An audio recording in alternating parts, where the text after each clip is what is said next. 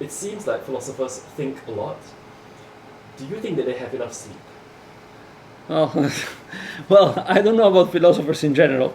Uh, I myself, I won't say that I'm a philosopher. I mean, I try to do. Uh, I try to think. Let's put it this way. And I myself, I don't have much sleep, but that might have to do with me, right? With the way I'm done, probably. I know because I've been told by someone who met him that Heidegger slept quite a bit. So I think it really depends on who you are. In fact, what's his name? Plutarch informs us that Cato, the Roman politician who was also a philosopher, he also used to sleep like a rock. So I don't know. No worries. What do you think is the most so it might be an assumption, please correct me if I'm wrong, that at some point in human history, the Stoics' way of thinking was maybe predominant in its ideology, and maybe Descartes' thinking was also predominant in certain societies. In the world now, it's very globalized. Is there a prominent thought or ideology that is most outstanding? Well, we live in the aftermath of Cartesianism. All of us are one way or other Cartesian. The entire modern world is a Cartesian world. Is a Cartesian / Baconian world. That's the other character that one should talk about. Lord Bacon, Francis Bacon, who wrote The New Atlantis. He was somewhat contemporary to what's his name, to Descartes. If one wants to understand the world in which we live today, one has to look at, I would say, 3-4 figures of the 1600s. Descartes, the main one. Galileo Galilei. Bacon and Hobbes. These are, perhaps one could add Locke, perhaps, but these are the main figures, Descartes being the crown of all of them, that have determined the world in which we live. So it's not that you need to subscribe consciously to the philosophy of Descartes to live in a Cartesian world. We live in a Cartesian world because we approach everything as the countable, as the calculable, and hence as the exploitable, because the ultimate goal of all these calculations is to exploit, is to use, is to reduce the thing to what can be used. That's our world. And this is Cartesian through and through. To give you an idea, and here I'm going to use a hard language.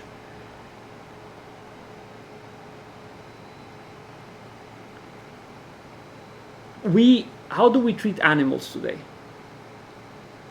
Well, there are the pets, and we treat them as children because we pour on them our feelings, right, in which we swim, because everything is reduced to a subjectivism determined by feelings.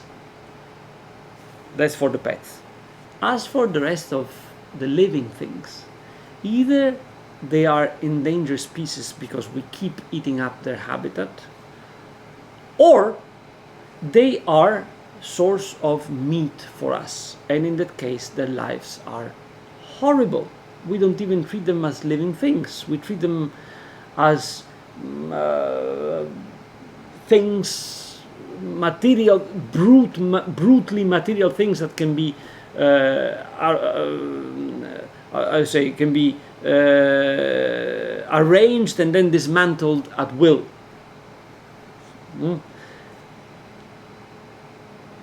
What's the idea behind it? The idea behind it is that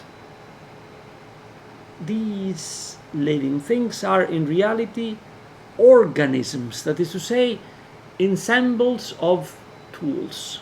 That's what organism means, by the way. Organism is the ensemble of organa. Organon in Greek means tool. Where does this idea come from? From Descartes. what did Descartes think about animals? He thought that animals were uh, automatons whose life was the result of the various components working as many cogs in a mechanism that once put together would behave in a certain way.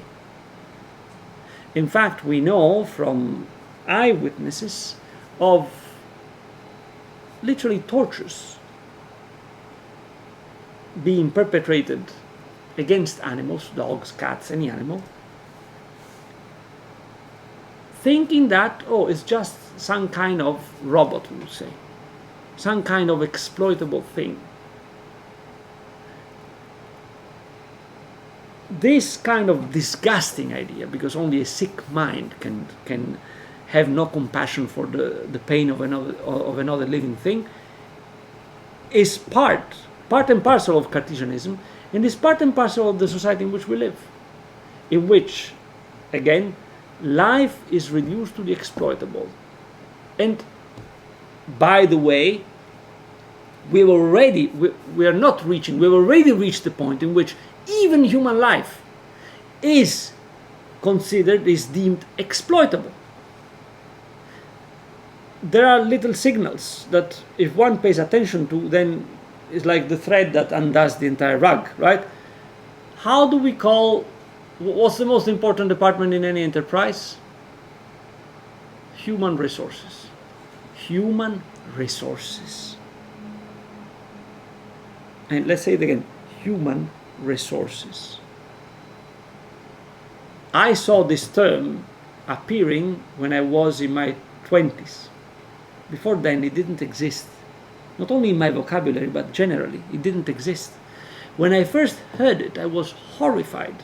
Because up to that point for me, a resource was a mineral resource, a material resource, an oil resource, at most, and I wouldn't use it that way, a food resource, at most, but it was already a stretching.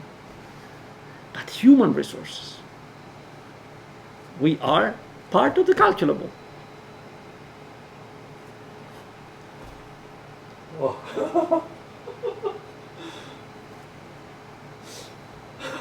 I'm going to have difficulty sleeping tonight. Well, I don't want to go on because there's so many more thoughts with you. I guess we can do it another time. Maybe one last question. Yeah. Would you say that capitalism is an ideology that came about similar to the Cartesian thought? Is part of it. I mean, it's not caused directly by, but it's the theoretical premises on which it thrives are Cartesian. Capitalism is the result of several phenomena, historical phenomena that are mostly economical in nature and took place in two different moments. First, in the medieval communes of Italy, medieval and Renaissance communes of Italy, which invented, for example, the bank, which invented the check, which invented the I will pay kind of thing, which invented immaterial monetary transactions, and so on and so forth. So the Italian merchants invented all the tools that later on will be used by the second wave of capitalism, which develops mostly in Northern Europe and chiefly in England through the Industrial Revolution. However, behind the second wave of capitalism, there is deeply ingrained, first of all, the scientific and technological advances that had been made since the 1600s and that had been made possible by the Cartesian, Galilean, Newtonian approach to the sciences. And the theoretical approach, which is the foundation of all this modern Cartesian approach, according to which, as I said before, the real is the calculable. So everything must be reduced to something that can be calculated, that can be put into numbers. Once you have these theoretical foundations together with the scientific or technological advances, there you have capitalism as we've known it. Of course, there are other factors that have to do with the development of a merchant power, above all in England and in the Netherlands, with innovations in how you build ships and so on and so forth. But the bedrock is Cartesianism. I have some questions I want to ask just to try to put a very light-hearted touch to this for simpler-minded people to understand. So I'll ask some funny questions, and then just answer however you feel like it. Okay. So it seems very closely linked that philosophers well, a lot of philosophers were mathematicians as well. And so I can see the link now because of what's concrete in terms of the knowledge. Were they ever politicians or comedians? Yeah, I mean, philosophy starts together with mathematics.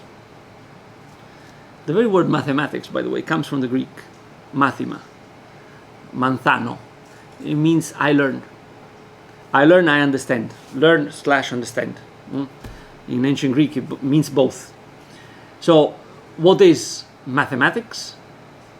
Ta mathemata, ta mathematica, is the things that can be understood par excellence. In fact, not only Pythagoras, one of the greatest first philosophers, was a mathematician. I mean, everybody knows that Pythagoras, how do they call it in English, tables or whatever, the Pythagorean tables and so on and so forth. The various the Pythagoras theorem and blah, blah, blah, blah. Not only that, those who followed him were also mathematicians, and Plato himself wrote several dialogues that have mathematicians and geometricians as their protagonists. The Euthydemus, for example, the Timaeus, which is one of his most controversial and difficult dialogues.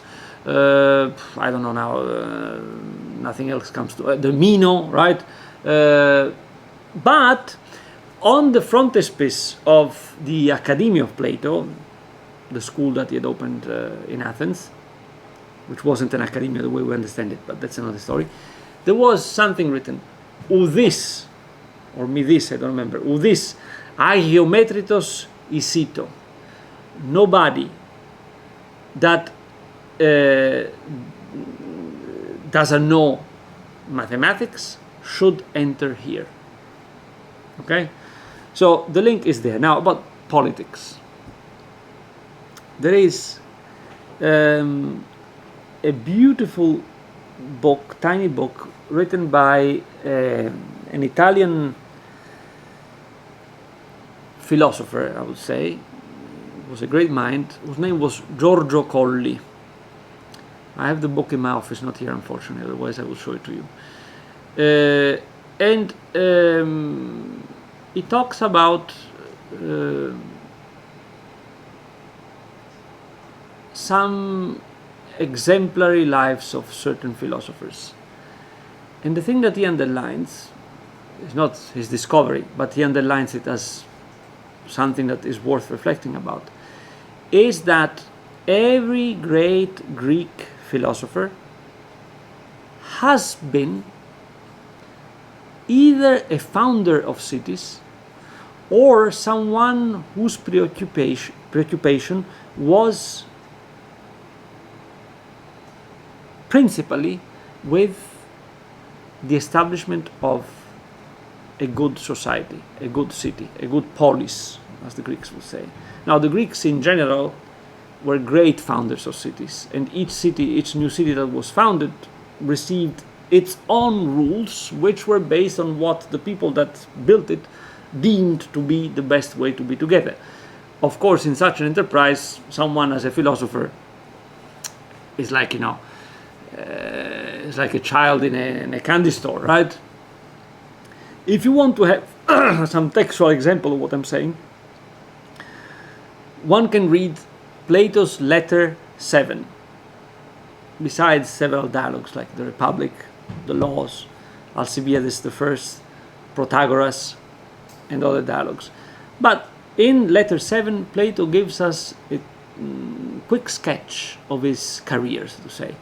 And he does say that he started from the question, how can we restore Athens to be a place for righteous people? That was his question. And Socrates represented for him the incarnation of the ideal citizen, which paradoxically was put to death not by the tyrants, by the 30 tyrants, but by the restored democratic government. So Plato starts from that question, but then as you go down, right, Aristotle, same thing. He reflects on the political forms. You then have cases of, starting with Aristotle himself, an advisor of a king, of Alexander the Great. But another famous case, Seneca, the Latin philosopher, the Roman philosopher, who was the teacher and advisor of Nero, or the Emperor Nero. And one of the, if not the most astonishing case in this sense, Marcus Aurelius, emperor and philosopher, whose thoughts, by the way, I recommend everybody to read at least once in their life. That's as for the politician. So philosophy is tightly linked to politics. That's why, in a way, and this I say with trepidation and with a bit of preoccupation, but I'll say it anyway, academic philosophy is essentially no philosophy. Is, as we said 2 weeks ago, a doxography. At best, at best. Regarding comedians, them being comedians, well, again, if you read the life of Plato written by Diogenes Laertius is a Greek author who lived under the Roman Empire in the, if I'm not wrong, in the 1st century AD, and he wrote the lives of several philosophers, among which the life of Plato, of course. Well, Diogenes tells us that Plato had started as a writer of theatrical works, both comedies and tragedies. And once he met Socrates, he abandoned this endeavor of his and dedicated himself to philosophy. However, if not all, a very good number of his dialogues can be read as theatrical pieces. There is a deep artistry in what Plato does. And by the way, Socrates himself is oftentimes presented, above all by Plato, as almost the mask of a comedy. They say the limit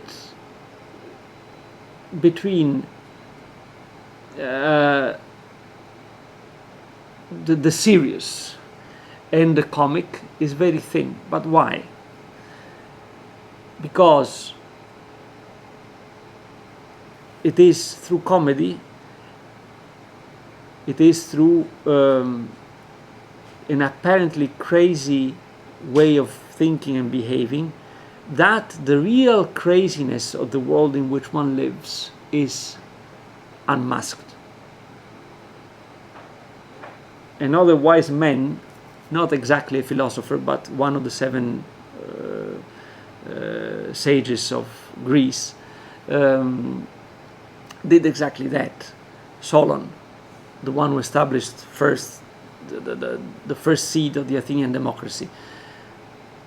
He acted as if he was crazy, telling the Athenians, as a crazy person, telling the Athenians and acting up in a ridiculous way, telling the Athenians the unpleasant things they didn't want to hear.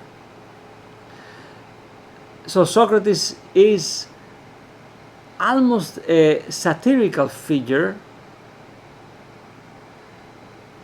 but in the sense in which it is exactly through this satirical figure, this laughter, if you want, that certain truth can be said about reality. By the way, this sort of comical mask is not something extraneous, foreign to Montaigne himself. And one can find it in many other philosophers. To my mind, those are my favorite kind of thinkers. Last week we spoke about Montaigne, and what we noticed is Montaigne's centrality to understand the subsequent development of Western thought. One character whom we named as we talked of this centrality of Montaigne is Descartes.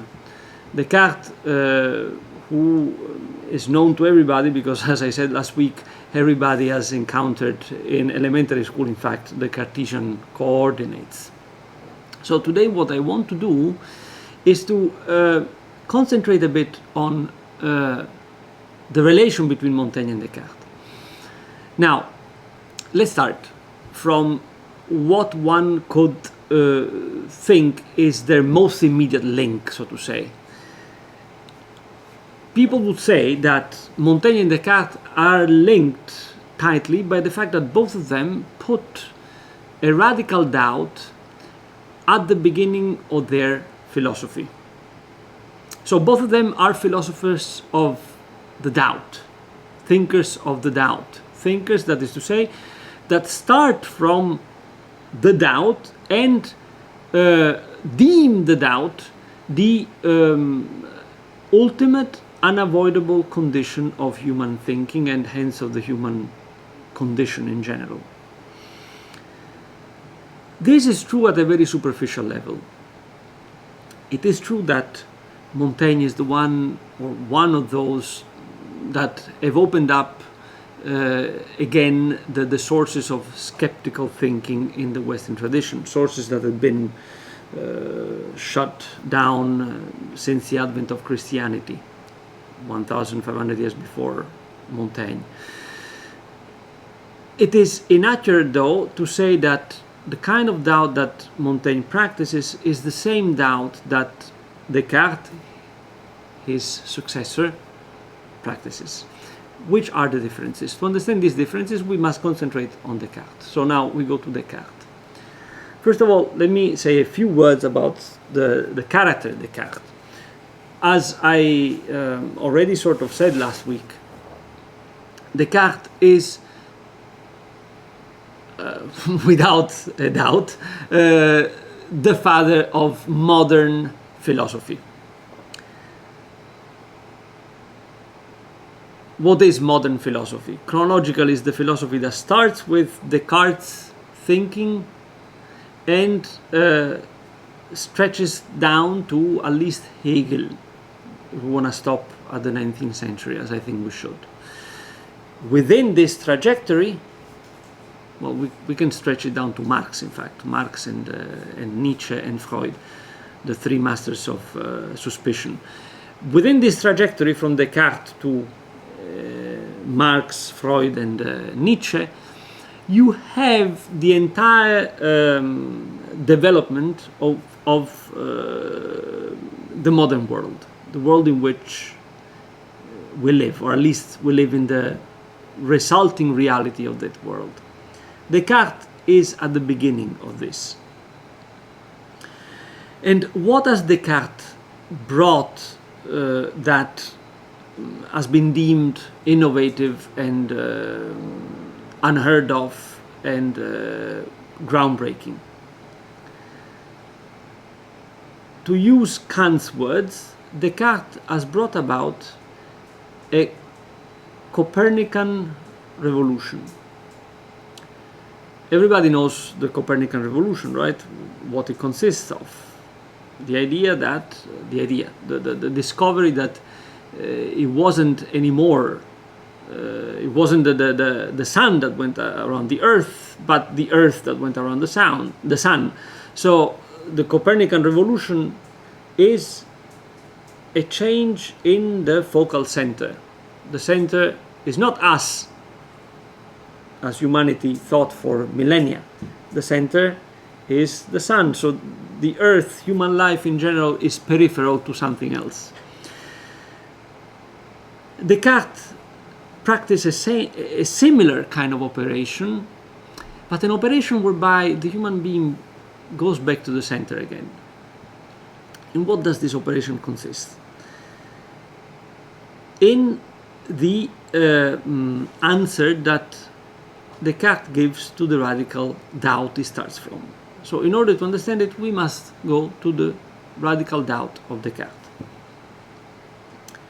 The radical doubt of Descartes. If you go to any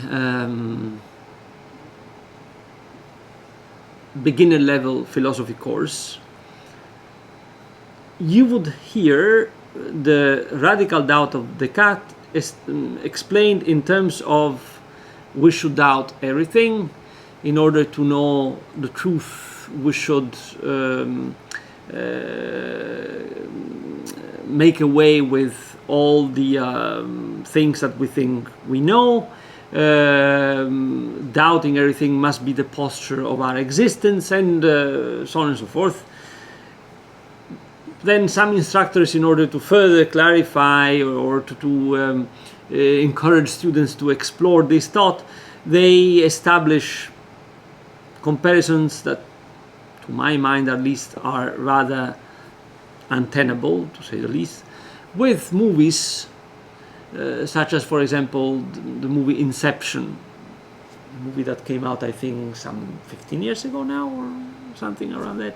I watched it years ago in Philadelphia when it first came out at the planetarium, and I have to say I didn't enjoy it in the least, but that's another story.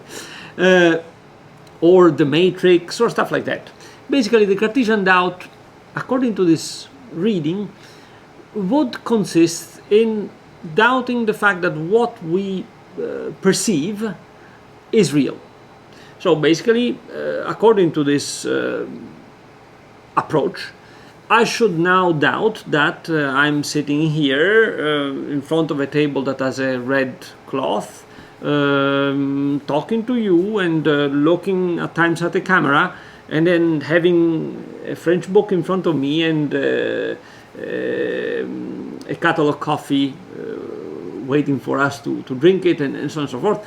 I should doubt all this because perhaps it's just an imagination of my mind, or perhaps I myself am just the fiction of, I don't know, a computer system, they say today, or like an Inception, or like in the day Descartes said, I'm just the fiction of some kind of demon or whatever. That's, according to the Vulgata, so to say, is the Cartesian doubt. This is rather reductive.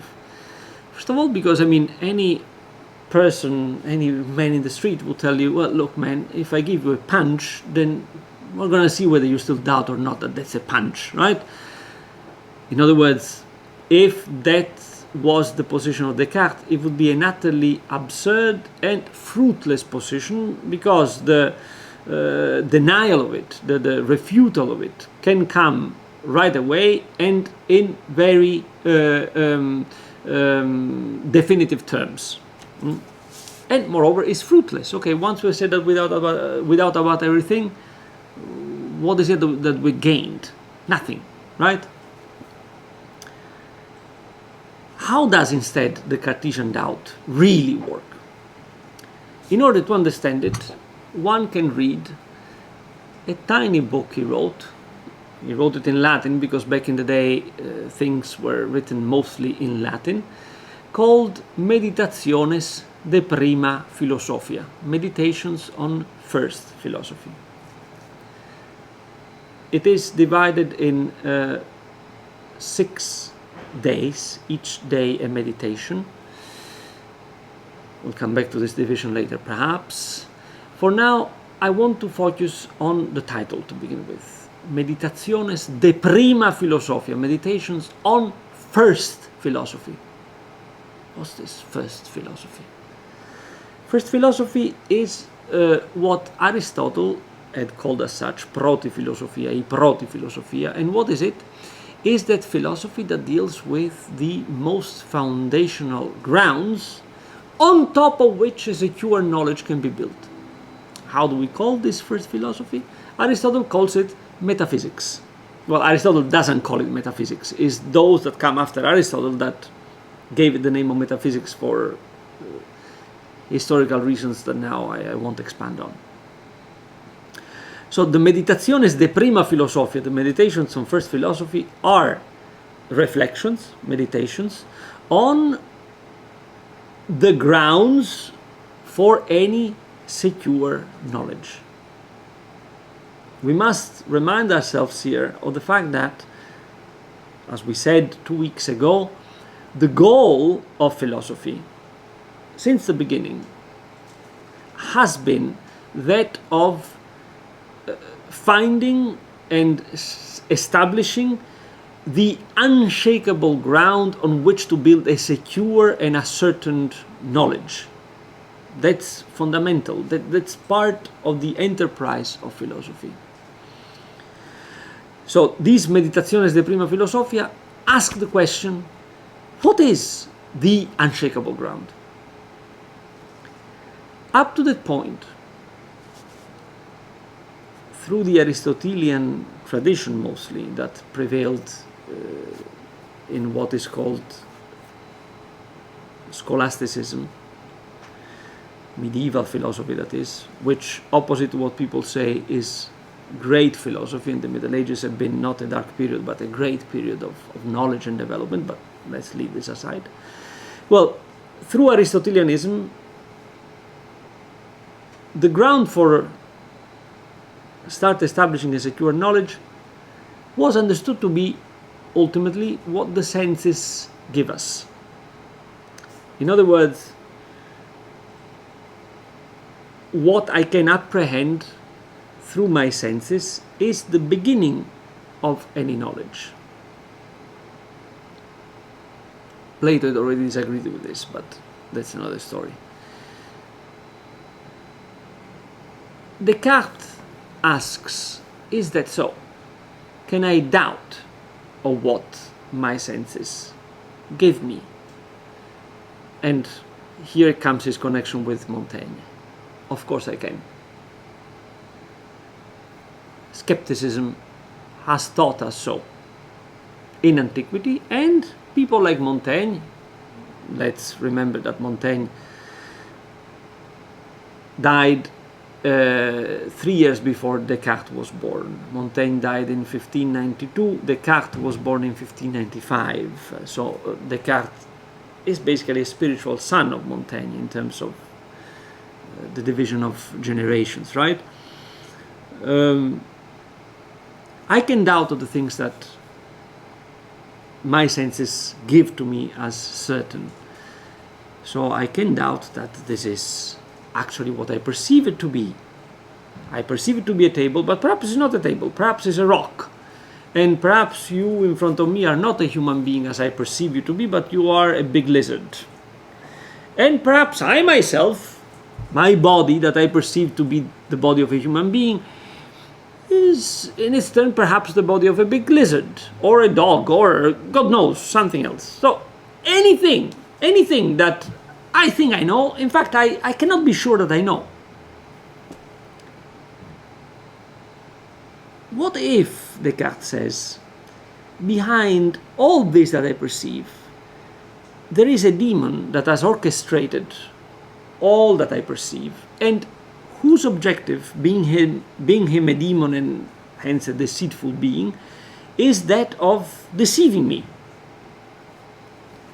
Of what can I be certain at that point? That's the radical doubt.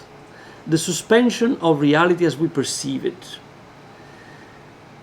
What is the answer that Descartes finds to this question? There is one thing I can be absolutely certain of, namely that I perceive these things. That is to say, the demon can trick me on what I perceive, but not about the fact that I perceive it. I perceive it and not someone else.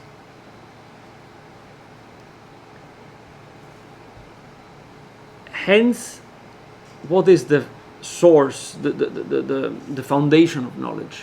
The I. The I, insofar as it perceives. What is the word that Descartes uses for perceiving? The Latin verb cogito, which means at once think and perceive. That's the way in which Descartes' doubt is solved. We can make a pause here, first pause, and ponder about two things. One, the doubt of Descartes is not an existential doubt. It's an epistemological doubt. And it doesn't even appear to be a real epistemological doubt, but an expedient in order to find the desideratum, namely the unshakable ground. That's the first point, which opens up to the second point. The real goal of Descartes' philosophy is establishing the ground. That is to say, the real goal of Descartes' philosophy is establishing certainty.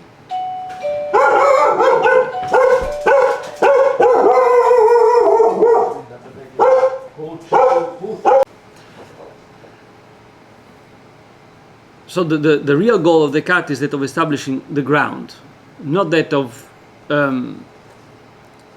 really exploring the depth of the doubt and to live in the doubt, to take charge of the doubt as an existential condition. These 2 points are very important. Now, what has Descartes done by establishing the I think, cogito ergo sum, as the foundation? Here I could expand for a long time, but I will say only this. Descartes has given birth, has produced, the modern subject. Subject is a Latin word, subiectum. It means literally what lays beneath. What is it that lays beneath normally? A foundation, right?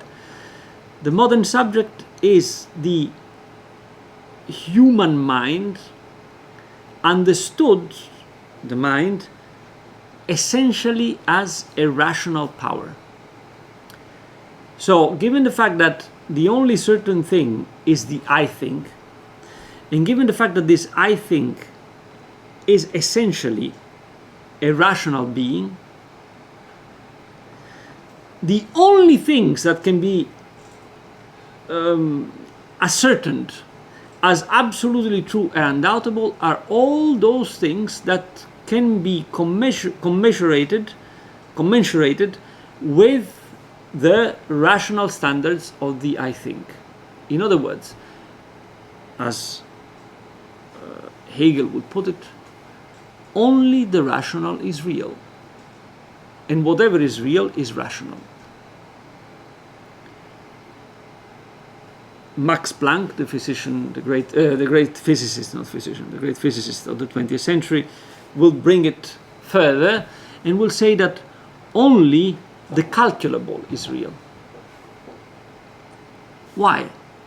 Because only the calculable, if we start from the Cartesian point of view, only the calculable gives us the certainty of its being true, where true means being mathematically ascertainable, where mathematics is the grid of the rational structure of the I think, of the only foundation that Descartes could find, which is the subject, right?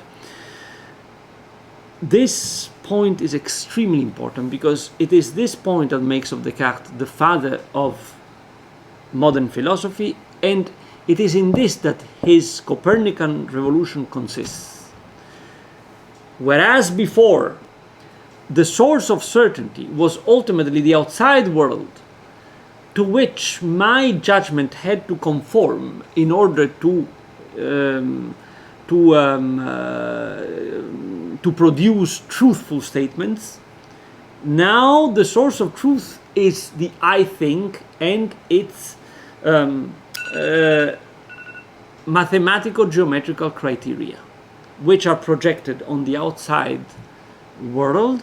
Whatever can be fit in these geometrical mathematical grids of the rational subject is considered to be real, to be true, to be ascertainable. That is, all the rest falls behind the spectrum of the knowable, of the real, tout court. You said quite early on Vulgatis? Vulgata. Yeah, Vulgata. What does that mean? Well, Vulgata, or if you pronounce it in the British way, the Vulgate, is what the public thinks, because that's what they're told normally, right? So is the most common version, let's call it the most common version. Yeah, that's the Vulgate. I see. Okay. Or Vulgata. Yeah. I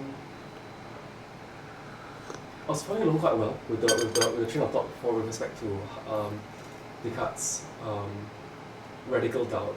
So, how do we get from the I think? Because I think is secure knowledge that we know. How does I think relate to the rational? Yeah, that's a good question. How does the I think relate to the rational? Descartes, after his doubt, realizes that the I think is the only certainty. Okay, fine. Then he starts wondering, are there things that the I think knows without having to interact with the outside? Yes, he says, there is a number of things the I think knows without interacting with the outside. For example, numbers. The demon cannot convince me of the fact that 2 plus 2 is 5. No way. Geometrical rules. Again, I don't need to interact with the outside to know them. I know them. And nothing and nobody can convince me of them being otherwise, or them being fallacious or false. A triangle is a figure with 3 angles. And, I mean, there is no doubt about this, no possible doubt. What else? Well, he says, there is another thing that the I think knows without interacting with the outside: time. If time is the measure of movement, it rests on measuring, hence on numbers. There you have it again. What else? What he calls extension, let's say space. Time and space will become, in fact, in Kant, the two main a priori of the apperception, let's say, of the two main grids through which we know the world. In fact, the Cartesian coordinates are, at least when I went to elementary school, they were presented to us as time and space, or vice versa. I don't remember which one is which, right? Then there is another thing that I think knows without interacting with the outside: God. That is to say, digging inside of itself, the I think realizes that he has in itself this notion of an infinite, perfect being.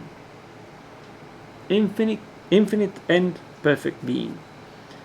And how does the I think reason at that point in order to figure out what this notion is?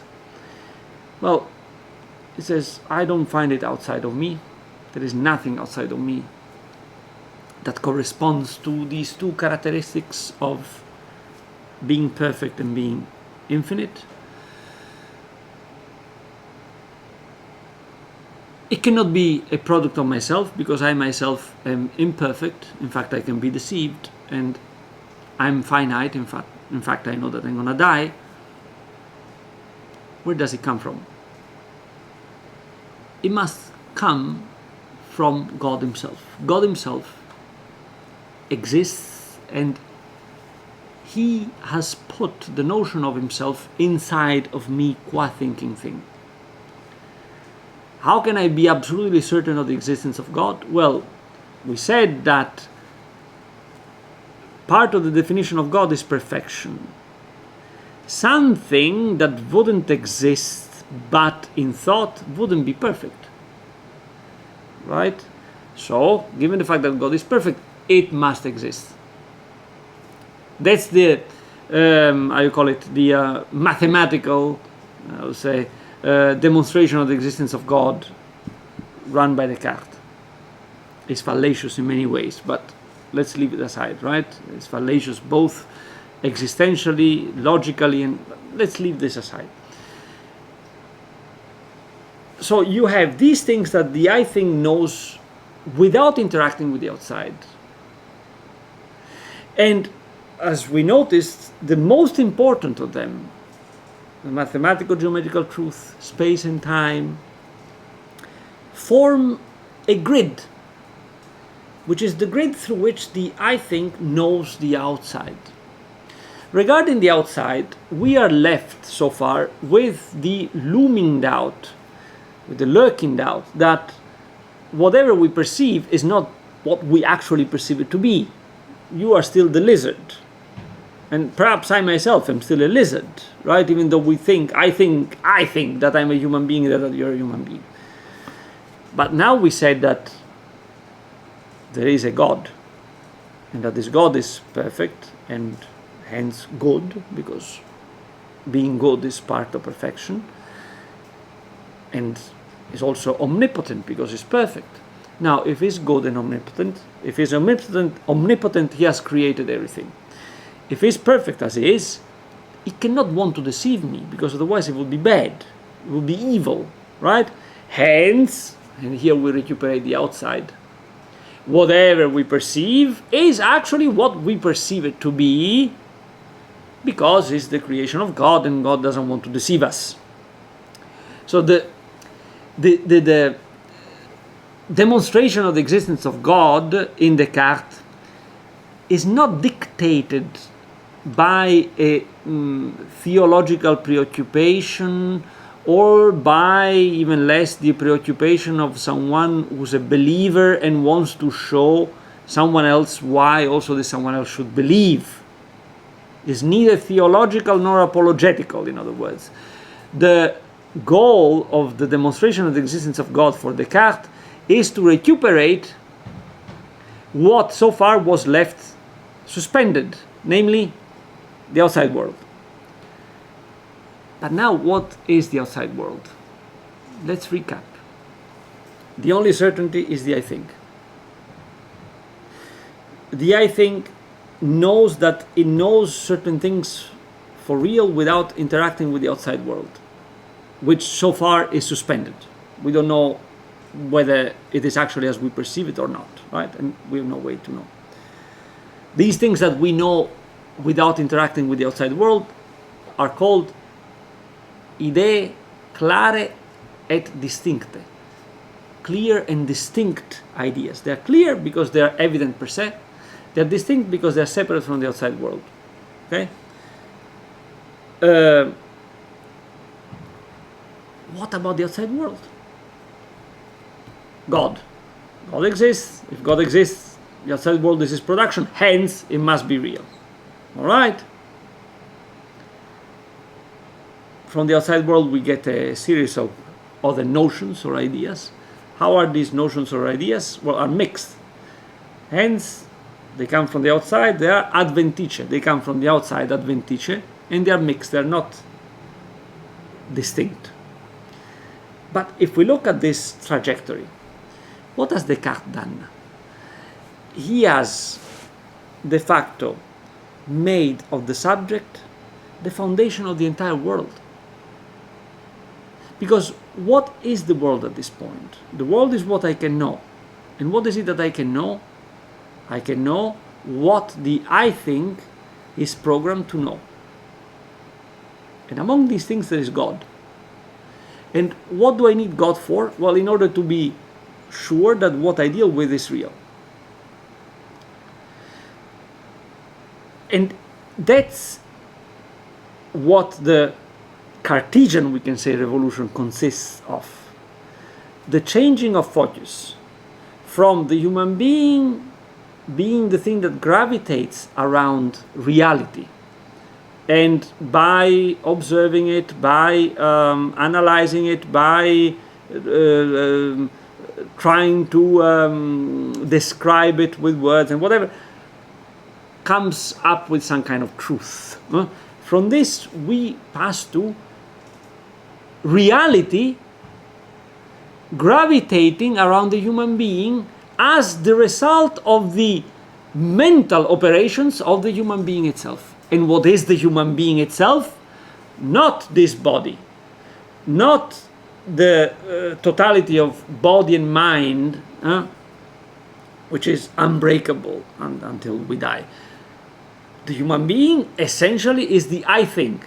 That is to say, this rational entity, spiritual in nature, that directs my body, and then through my body exercises a series of operations on the outside world, which is known, is categorized, and is irregimented, I would say, according to the rational categories that represent the clear and distinct ideas of the only foundation, which is the subject, the I think. So now we go back to where we started from, the comparison between Montaigne and Descartes. As I said, it is evident that Descartes, but a few years after him, Pascal, and then you can name a few, down to Nietzsche, as we said last week, are one way or other tributaries, so to say, of Montaigne. They come from Montaigne, one way or other. And in that sense, much of modernity, if it doesn't directly come from Montaigne, has passed through Montaigne. In the case of Descartes, it clearly comes from Montaigne. This, by the way, can be philologically proven. Philologically, I mean textually. One can look at the text and establish textual parallels. It's being done, fortunately, and let me open a parenthesis, it's been done, fortunately, during these years by a team of French scholars who are republishing the entire work of Descartes with extensive notes signaling all the passages which are in direct relation with Montaigne. Okay, so there is no doubt, in other words, that Descartes comes from Montaigne. No doubt. Where is it that we can doubt? As I said before, we can doubt regarding the type of doubt that the two of them practice.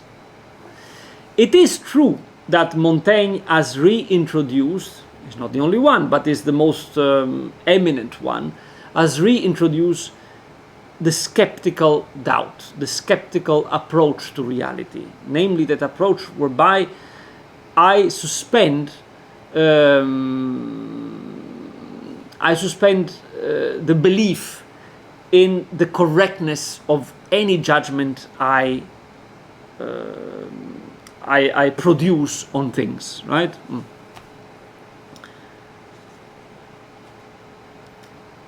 However,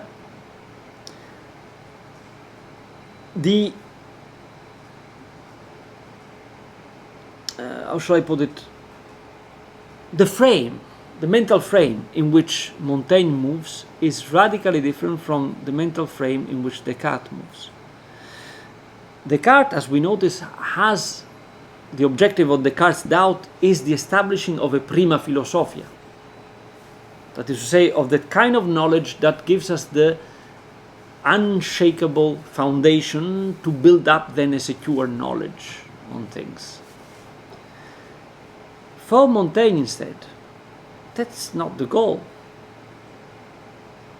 The goal for Montaigne is to highlight what he calls la condition humaine, the human condition.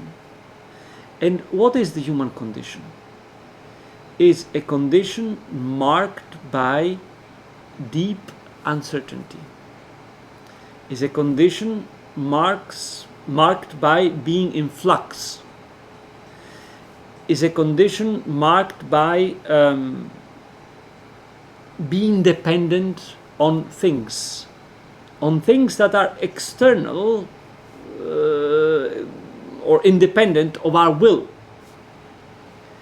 It's a condition in which body and mind are not only inseparable, what we call esprit, the mind, and the corps, the body, are not only inseparable, but it's never clear which one has the upper hand on the other. In other words, Montaigne's goal in underlying the skeptical doubting is that of making us perceive what we really are. Hence, the Cartesian idea of the human being the center of the world, and in fact the world being the product of the I think, for Montaigne this proposition would have been ridiculous. He would have laughed at it. And one example to mark textually almost the separation between the two. One of the first books that Descartes wrote is called Regulae ad conductionem intellectus, rules for the direction of the mind, to direct the mind, to put the mind on the right path, right? And to make it work properly. Rules. Regulae. Règle in French.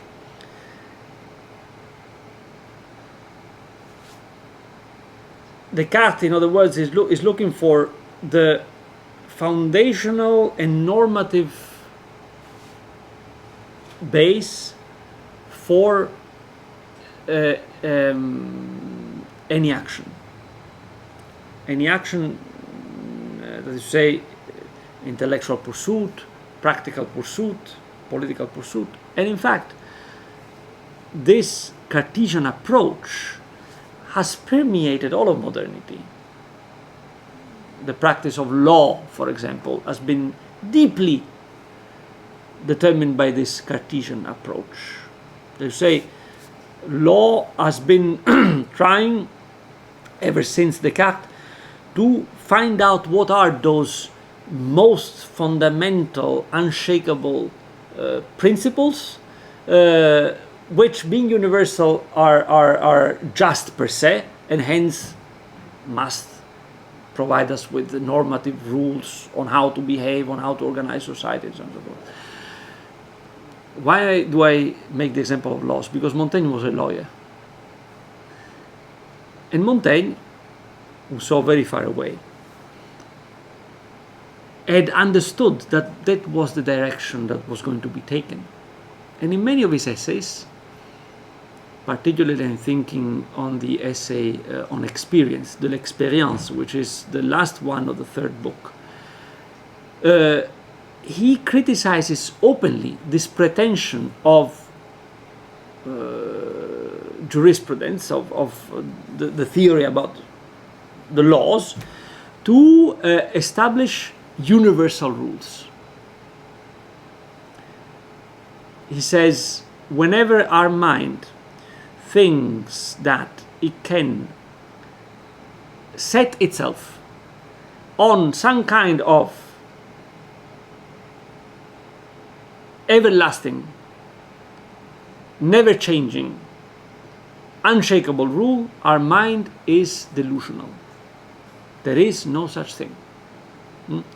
So Montaigne runs opposite compared to Descartes, and hence the doubt that Montaigne practices is an existential doubt. That is to say, he invites us to embrace the fact that we said last week that we are finite, we are mortal, and we are uncertain. We are uncertain both in terms of our life being uncertain, because we can die any moment, but above all, anything we do being uncertain. There is no guarantee of being right regarding our actions, even less being righteous. Okay?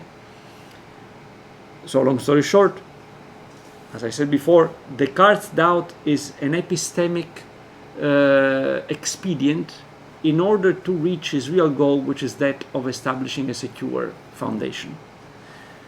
Montaigne's doubt is no expedient, is an existential, is the realization of an existential condition that, as such, is the condition of the human being per se. And in this sense, the two are extremely different. Montaigne, and with this I conclude, Montaigne is one of those that opens up modernity, but what comes after him has not followed the path that Montaigne had opened up for modernity. It took another path, and hence another modernity has come out, which is the one in which we live.